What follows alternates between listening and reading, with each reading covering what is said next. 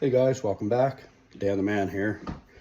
Right now I'm just working on a brand new laptop. A friend of mine called me up and she wanted to upgrade and buy a new laptop because her other one was Windows 10. And support for Windows 10 is running out in October, and it's scaring a lot of people into buying a new computer, unfortunately. And she's a senior and doesn't know how to set things up. So that's what I did for 18 years at Staples. I was a computer tech there. So I'm going to go ahead and show you basically what I do for optimizations with the new Windows 11. So this is just now up to the start screen. I went through the initial setup already. Basically, I don't register anything that doesn't need to be registered. I don't enable anything that gives you the option to skip throughout that process. But once you're into the operating system, I usually like to try to make it more user-friendly. I do that by changing the taskbar back the way Windows 10 was, basically. Taskbar behaviors. Instead of center, we're going to make it left aligned. We're going to turn off the badges and the flashing taskbar apps. These flashy features, the widgets, the task view, the search box doesn't need to be there, it can be hidden. All of these extra features make things more complex and complicated for people who don't understand technology well. So I've made those optimizations to the taskbar, as you can see down the bottom here. Now I'm going to start weeding stuff out of this. That's usually one of the first things I do, is go into the settings and then into the apps. Sorry if my camera's off a little bit here. Trying to do both. Installed apps. This is your list of apps. Give it a minute to load up because there's a lot of them. Especially with Acer, they do come with a lot of bloatware, which is bloated software that this computer doesn't need. I like to start at the bottom because as the list refreshes, it doesn't bump you down, it bumps you up. I'll show you what I mean. When I click on install, I can go right to the next one while it's uninstalling and uninstall another one.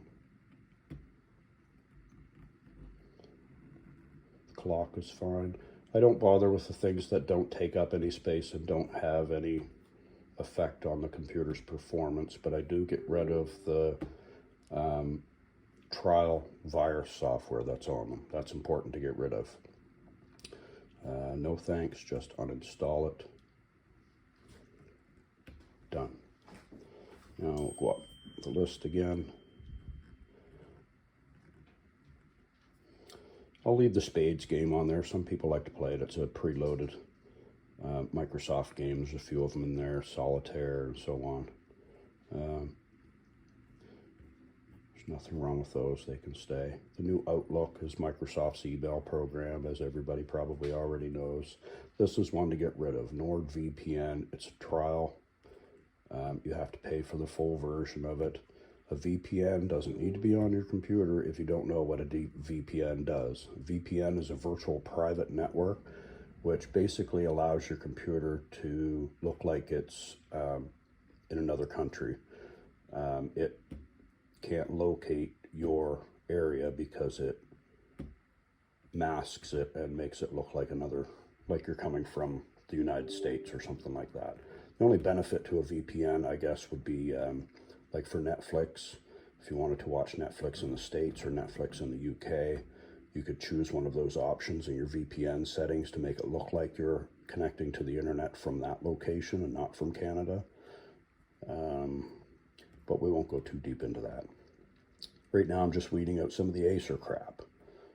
Acer Sense installer, Acer Sense configuration, Acer Sense, Acer Purified Voice Controls, Acer Product Registration, Acer Jumpstart, Acer Configuration Manager. The Configuration Manager can stay. There are some features in there that a technician might want to use.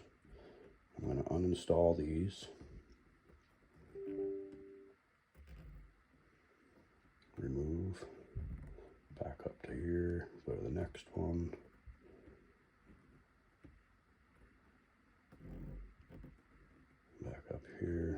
program is running, so it's going to remove that one too, probably.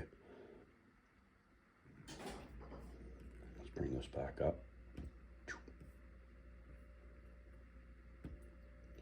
Okay, we'll see if we can remove this next one.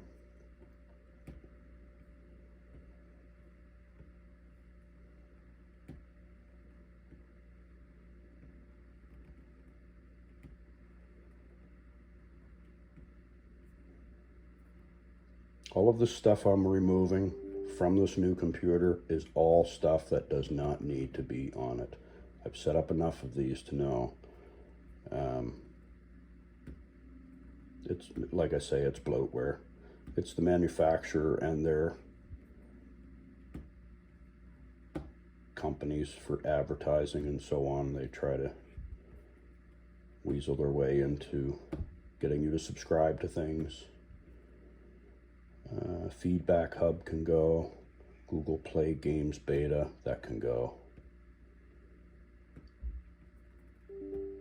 Yeah, I'm jumping around the list here a little bit, but we want to get this McAfee out of here.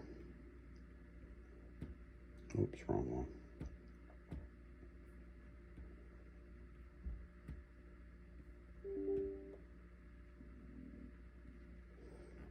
No thanks.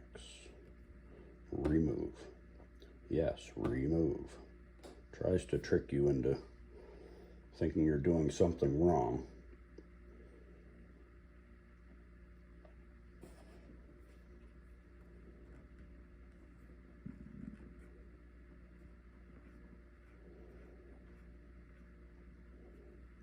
I usually leave Teams on here because some people use Teams for meetings and so on, so I'm going to leave that on there. The news ticker or news app that's on there, that's fine to leave on there. Some people prefer to have that on there, so I usually leave it on there. The remote desktop connection can be useful if the person does want technical support through Windows, especially if they're in like an office environment or anything like that. It's probably not needed on here, but it's not harmful in any way. That's pretty much it. So we're done in the in that section. I'm going to back out and go to System and then Notifications. Let's turn off all the stupid notifications. Notifications off. We don't need to worry about Do Not Disturb because we're turning the notifications off. Next, back in System, I want to go to Power and Battery. We're going to set this baby up for power mode.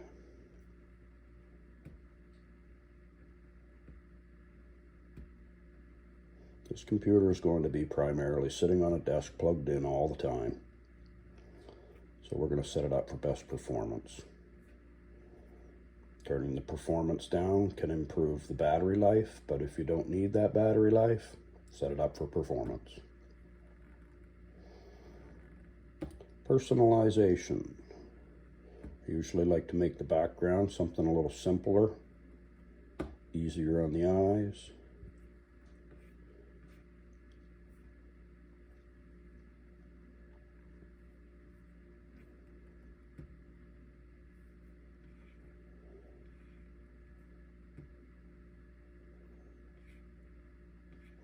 Under Themes, I go to Icon Settings.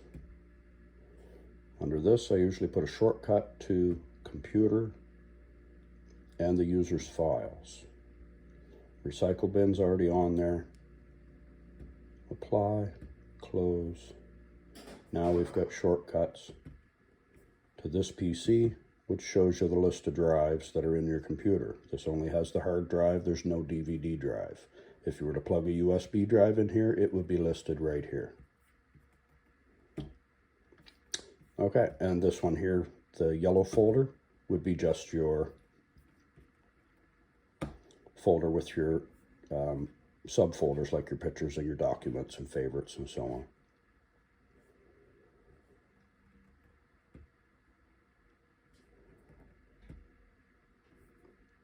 Okay, that's it for there. We're going to go to Windows Windows Update and start plowing through updates on here. Download and install. It's a brand new computer, but it's probably been sitting in a box for months, so it's behind in its Windows updates.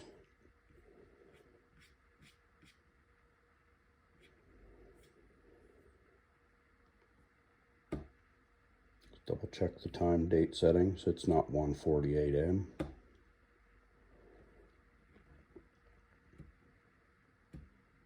By turning that off and back on, set the time zone automatically. That should change.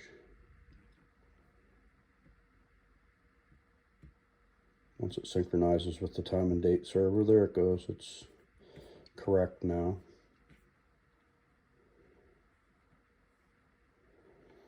And there's also some settings you can make in the under accessibility where you can make your text size a little bigger. This lady I know wears glasses and she is a bit hard, nearsighted or farsighted or whatever. So we're just going to crank up those fonts a little bit and make them a little bigger and a little bolder on the desktop. There's nothing else we really need to change in there.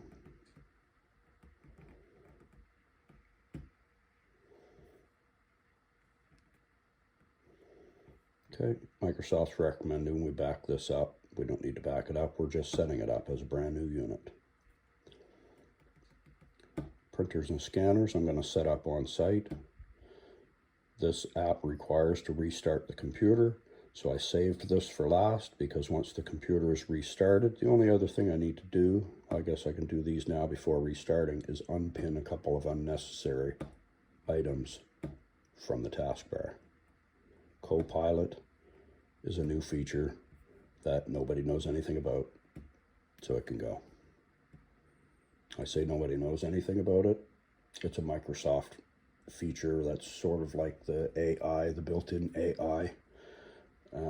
If you don't understand that, I understand. That's all that matters. Okay, we're going to restart now, and I'll come back in a few. Okay, we're back to the desktop screen again. It took about a half an hour. The computer installed updates and then needed to be restarted, and then went into Windows Update again and downloaded more updates and then restarted again. So it was 2 or 3 times that it restarted. So it takes a little bit of time, but it's back up and running now, and we're going to continue on with the optimizations. All right, one of the first things I like to do after the updates are done is open up Edge. Edge is the web browser that's pre-installed in all Windows computers. We're not going to sign in. We're going to start without your data. We're going to click Don't Allow. Now I'm doing this to disregard using Edge. Most people like to use Google Chrome over Edge, or some people prefer Firefox over Edge. Some people prefer Edge over the others.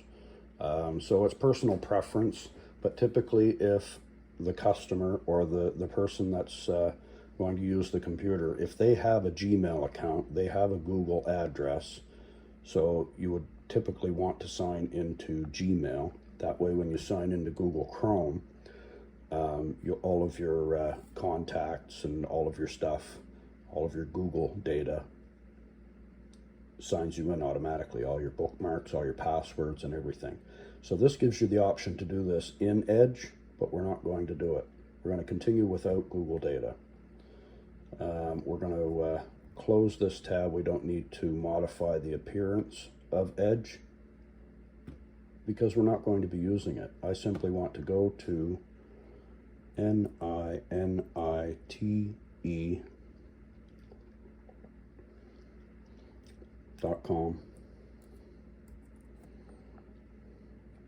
Enter. This is the NINITE website. This is an open source type of website that gives you free open source software and freeware programs that when you select one of these applications or programs, you check the box, you go down to the bottom,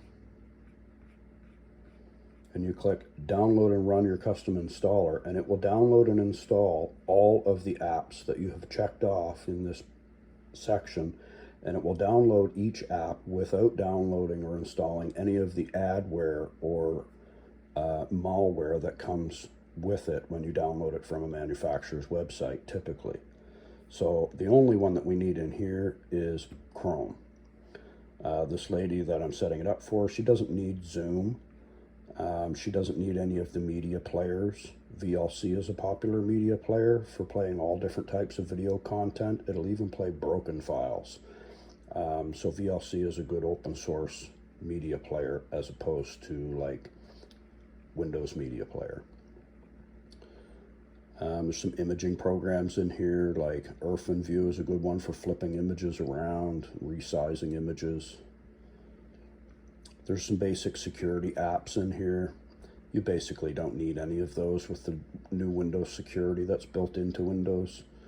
I used to recommend Norton or a couple other free antivirus programs years ago, but I stopped doing that. I don't recommend those antivirus programs anymore. Even your online banking and stuff like that is quite secure using Google Chrome with its built-in security. As long as Chrome is updated and as long as Windows is updated and you're using the Windows security, you should be fine.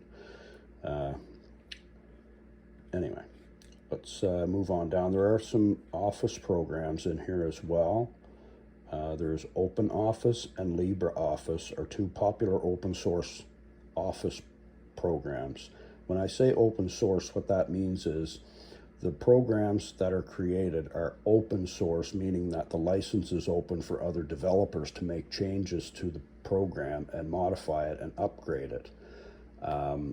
So that's what open source means. It's just a licensing term. But these are free programs that will allow you to open, edit, save all of your old Microsoft Office documents and spreadsheets.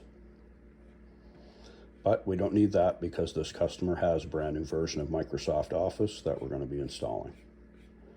So Google Chrome is the only one we check the box for. Get your Ninite. It downloads very quickly. You click on the installer. It downloads. It runs the installer. It's now downloading Chrome. It's downloading it from Chrome, but without any other extras. And it will also do the installation as well. So we're done with the Edge web browser. I can close it. In a minute, you're going to see the Google Chrome icon pop up here. It takes a minute to install.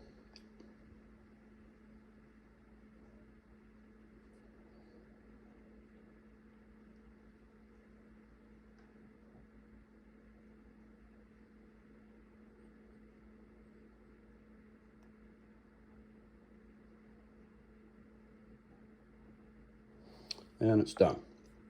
That didn't take too long. Now we've got Google Chrome.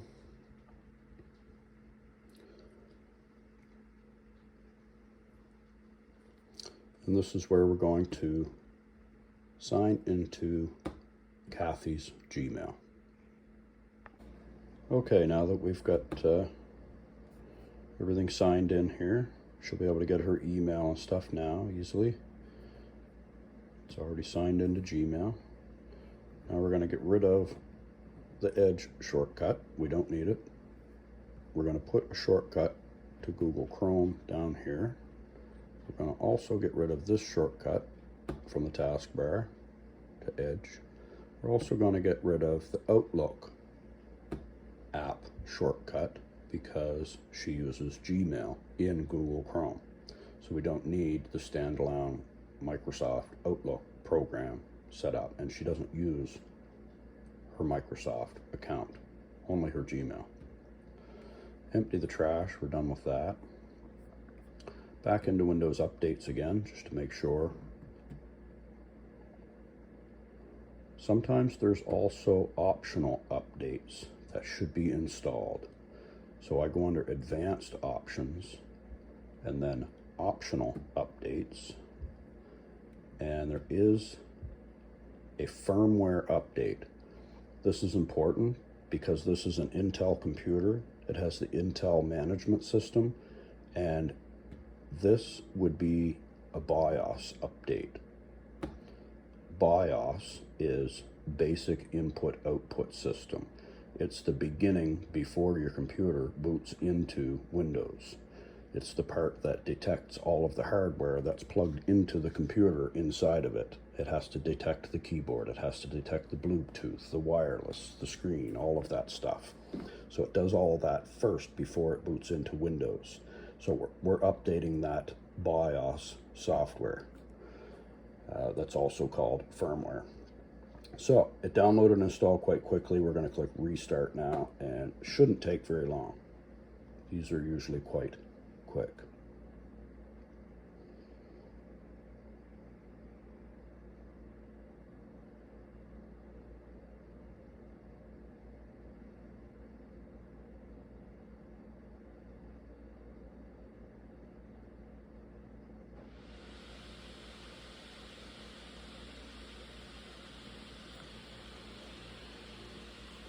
It has cranked the fan up full tilt because this is an intense CPU intensive process, most likely.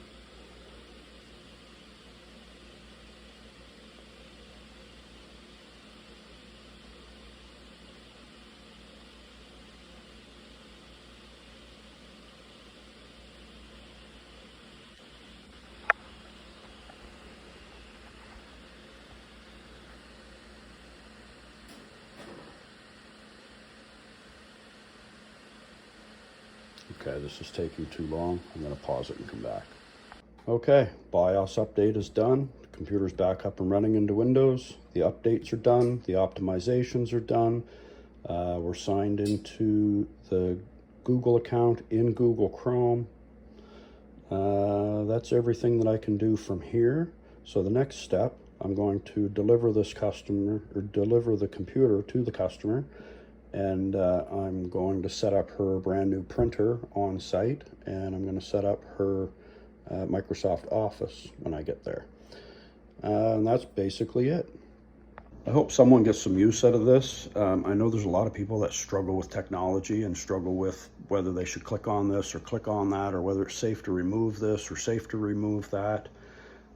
That's why when I set them up, I like to optimize them so that they're as user-friendly as possible, because they are not user-friendly out of the box. They're overwhelming to a lot of people who don't know a lot about computers. I call them dummies or old people, whatever you want to call them. But there are a lot of technically challenged people out there, and I'm just trying to help. Stay tuned to my channel.